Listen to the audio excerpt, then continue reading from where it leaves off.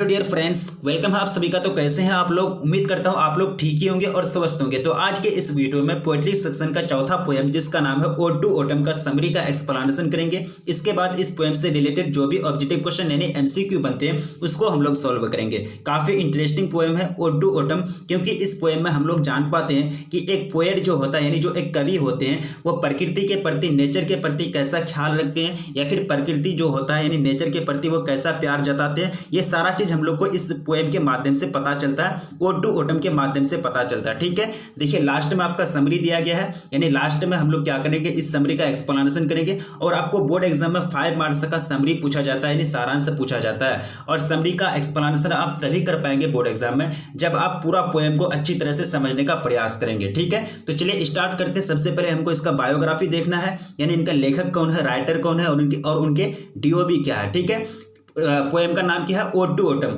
और ये जो कंपोज किए गए हैं, इनके जो राइटर हैं या फिर नरेटर हैं या फिर इसको कंपोजर भी बोल सकते हैं, तो कौन है, जॉन किट्स। यानी इनको लिखने वाले कौन है, लेखक कौन है, ओड टू ऑटम का जॉन किट्स। पोएम का नाम ओड टू ऑटम। ये जो किस टाइप का पोएम है, ये जो ओड टू ऑटम ये किस टाइप का पोएम है, नेचर पोएम है, यानी ये प्रकृति वाला पोएम है। ठीक है, यानी इसमें प्रकृति की व्याख्या की गई है, प्रकृति के प्रति लोगों को जागरूक किया गया है। यानी प्रकृति के प्रति जो पोएट है, कवि है, वो अपना प्यार को, अपना लव को क्या किया है, एक्सप्रेस किया। ठीक है, अब पोएट का नाम क्या है, जॉन किट्स। तो जॉन किट्स के जो डीओपी हैं यानी जन्म तिथि है वो कब है, 1795। मदर मूनफील्ड लंदन, इनका जो जन्म स्थान है वो कहाँ है, मूनफील्ड लंदन में 1795 में इन्होंने मतलब जॉन किट्स का जन्म हुआ था।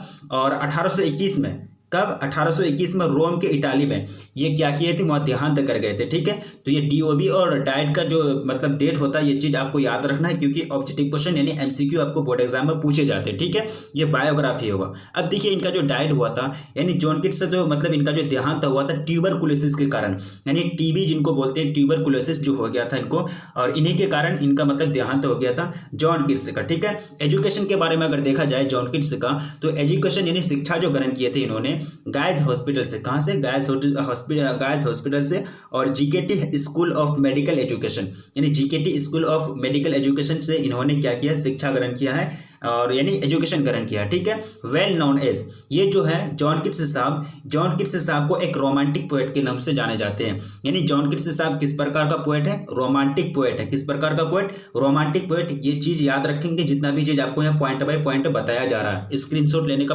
प्रयास करेंगे। अगर आपके पास नोट है बहुत अच्छी बात है, नोट नहीं बनाए हैं तो कम से कम स्क्रीनशॉट लीजिए और स्क्रीनशॉट लेकर के याद रखने का प्रयास कीजिए। ठीक है, और इनके फादर का नाम क्या है, थॉमस किट्स, यानी जॉन किट्स के फादर का नाम क्या है, थॉमस किट्स। और इनके मदर का जो नाम है फ्रांसिस जेनिंग्स। क्या है, फ्रांसिस जेनिंग्स। ठीक है, इनके मदर का नाम। और his father died after falling off his horse in 1804, यानी 1804 में। कब, 1804 में इनके जो फादर थे जॉन किट्स के यानी थॉमस किट्स, ये इन्होंने क्या किए थे, घोड़े का रेसिंग कर रहे थे। क्या कर रहे थे, घोड़े का रेसिंग कर रहे थे, लेकिन घोड़ा से गिरने के कारण इनका देहांत हो गया था थॉमस किट्स का। कब, 1804 में, यानी इनके फादर का, जॉन किट्स के फादर का। ठीक है, अगला पॉइंट है हिज इंपॉर्टेंट वर्क्स। इनके इंपॉर्टेंट वर्क्स यानी जॉन किट्स के क्या क्या अच्छे कार्य हैं, क्या क्या मुख्य कार्य हैं। तो इनके जो मुख्य कार्य हैं, ऑन इंडोलेंसेंस, क्या है, ऑन इंडोलेंसेंस, ऑन ए ग्रेसियन यूर्न, उनके बाद है ऑन मेलानोकोलॉजी यानी जिसको उदासी बोलते हैं, लामिया, हाइपरसोन। ठीक है, उसके बाद है इंडेमायोन, क्या है,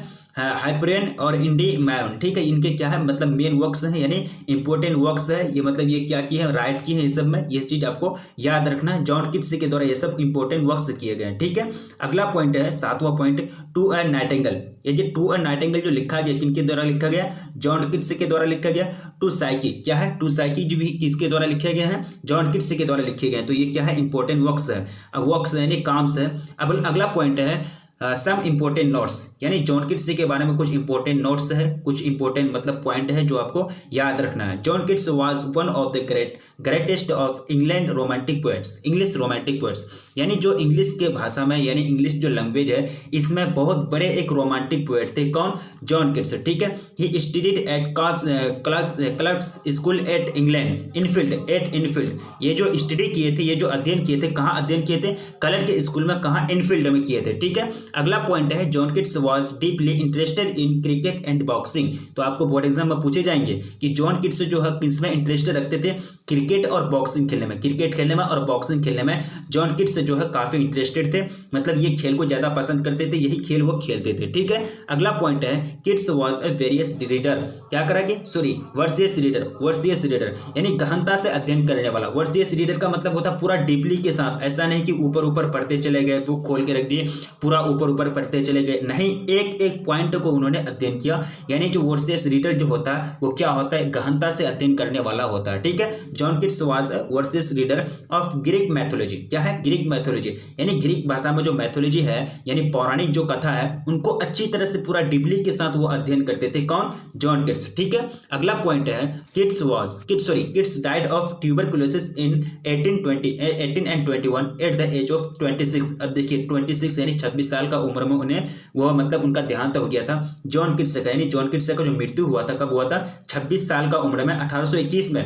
और 26 साल का उम्र में कितना नाम कमा लिया जो आज हम लोग यहाँ पढ़ रहे हैं। ठीक है, 26 साल की उम्र में ही इतने बड़े कवि बन गए थे, रोमांटिक कवि यानी इंग्लिश के लैंग्वेज में। ठीक है, अगला पॉइंट है ये याद रखेंगे, आपको कारण पूछा जाएगा कि John Keats was die due to tuberculosis, pneumonia, वहाँ फिर और सारे रोग का नाम दे देगा और सारे डिजीज का नाम दे देगा, लेकिन आपको याद रखना है ट्यूबरकुलोसिस के कारण जॉन किट्स क्या कर गए थे, मतलब देहांत कर गए थे, उनकी मृत्यु हो गई तो 1821 में 26 साल का उम्र में। ठीक है, अगला पॉइंट है किट्स सेज यानी किट्स यानी जॉन किट्स सेज वो कहते हैं a thing of beauty is a joy forever, यानी a thing of beauty is a joy forever. ये आपको पॉइंट लिखा गया, हिंदी में भी आपको पूरा तरह से बता दिया गया, आपका स्क्रीनशॉट यहाँ से ले सकते हैं। ठीक है, एक सुंदर वस्तु की सुंदरता हमेशा बनी रहती है, इसका मतलब क्या होता है, अ thing of beauty is a joy forever, यानी एक सुंदर जो वस्तु होता है उसकी सुंदरता हमेशा बनी रहती है, या फिर उसकी सुंदरता से हमेशा क्या होते हैं, आनंदित हो सकते हैं। ठीक है,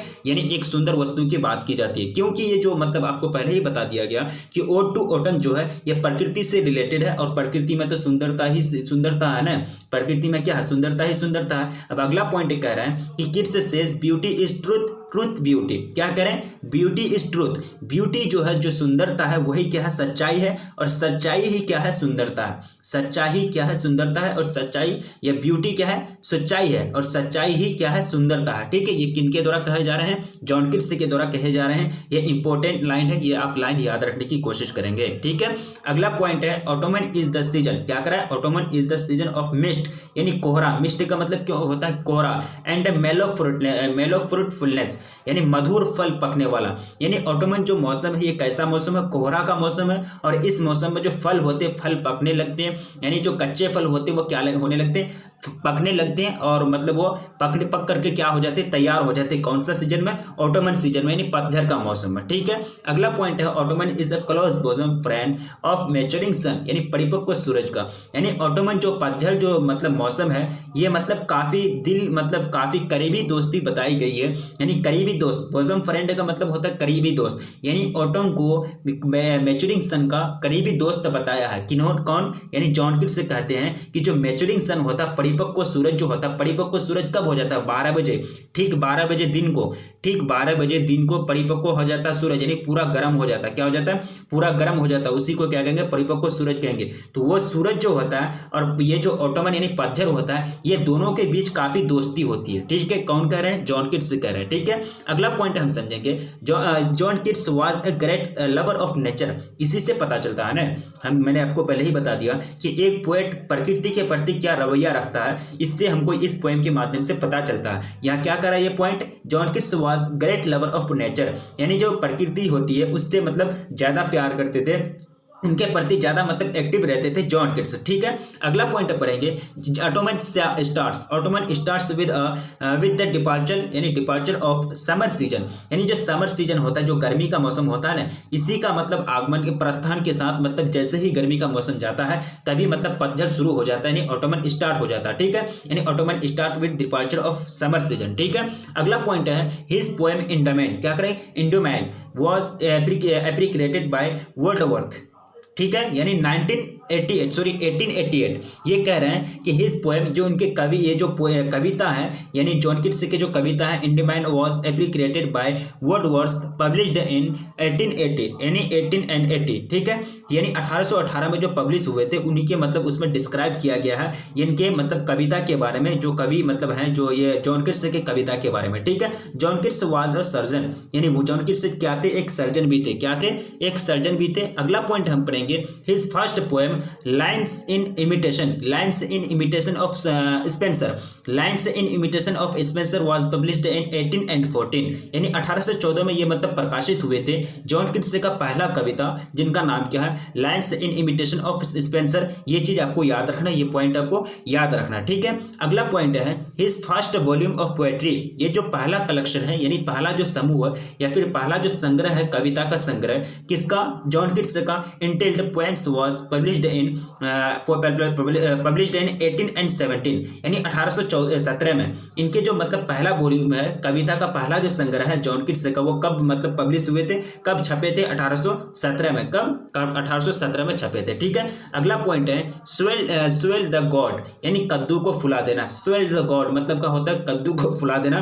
और क्या कहता है अगला पॉइंट, कह रहा है कि प्लम्प द हेजल, इसका मतलब होता है अखरोट को मोटा करना, प्लम्प द हेजल, अखरोट को मोटा करना, ये मतलब आपका कवि में यानी पोएम में आपका ये चीज का इस्तेमाल किया गया, ये वर्ड जो है इसका यूज किया गया, ठीक है। अब चलिए यहाँ आपका क्या होता है, एक्सप्लेनेशन करने जाते हैं ओटू ओटम का। आप यहाँ क्या पढ़े थे, उधर हम लोग क्या पढ़े, बायोग्राफी पढ़े, अब हम क्या कर रहे हैं, एक्सप्लेनेशन कर रहे हैं ओटू ओटम का। ध्यान से देखिए और ध्यान से समझिए। देखिए, the poem ode to autumn has been composed by great romantic poet John Keats, यानी जो ये पोएम है ओटू ओटम यानी पतझड़ के मौसम बोल सकते हैं, तो ये जो किसके द्वारा कंपोज्ड किए गए, ये किसके द्वारा लिखे गए, ये किसके द्वारा, रोमांटिक पोएट जॉन किट्स के द्वारा। ये जॉन किट्स कौन है, रोमांटिक पोएट है, इन्हीं के द्वारा किसका कंपोजिशन तैयार किया गया, किनके मतलब ओटू ओटम का मतलब ओटू ओटम लिखे गए हैं किनके द्वारा, जॉन किट्स के द्वारा, ठीक है। अगला पॉइंट है it is one of the finest, यानी it in one of the finest poem of the nature, यानी ये जो है सबसे मतलब अच्छा मतलब कविता है, यानी जो है ओटू ओटम सबसे अच्छा यानी फाइनेस्ट यानी बेहतरीन कविता है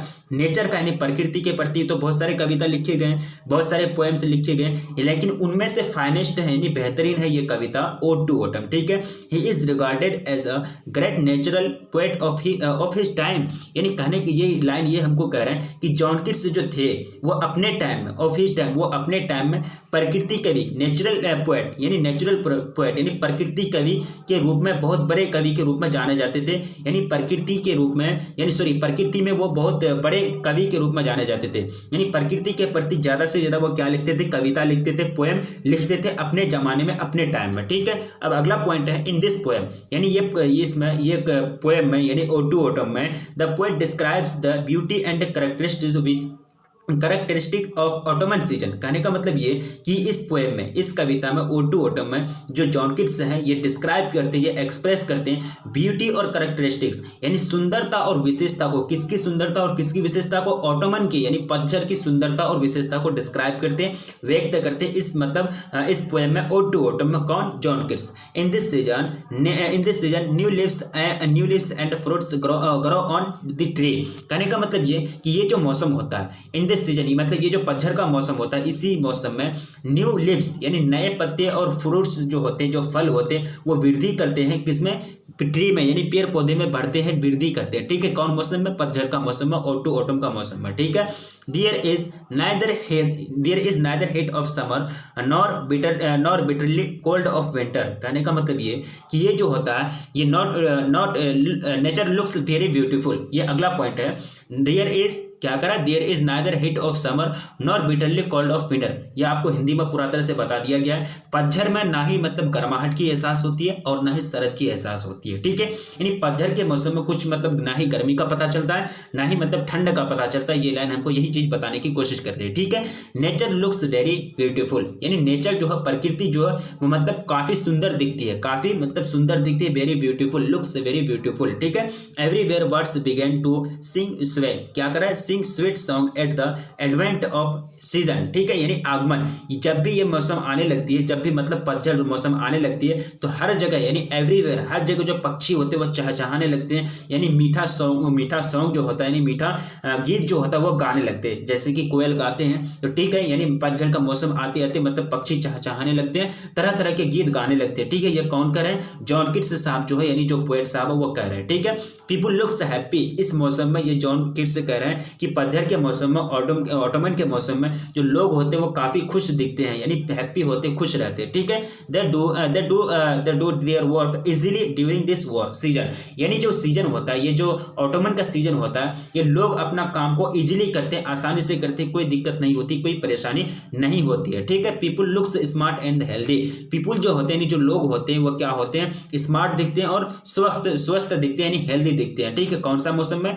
कौन सा? ऑटम में। ठीक है, the rays of the sun make man happy and bold, कहने का मतलब ये कि जो सन होते हैं, यानी जो रेज होते हैं, यानी सूरज की जो किरणें होती है वो क्या करती है? आदमी को खुश बना देती है और बोल्ड करते हैं उनको, यानी शारीरिक रूप से मजबूत बना देते हैं सूरज की किरणें। ठीक है, the rays of the sun make fruits tasty, ये जो मतलब सूरज की जो किरणें होती है, ठीक है, वो क्या करती है? मतलब फ्रूट्स को, यानी फल को क्या बना देती है? टेस्टी बना देती है, मतलब स्वादिष्ट बना देती है। क्या देती है?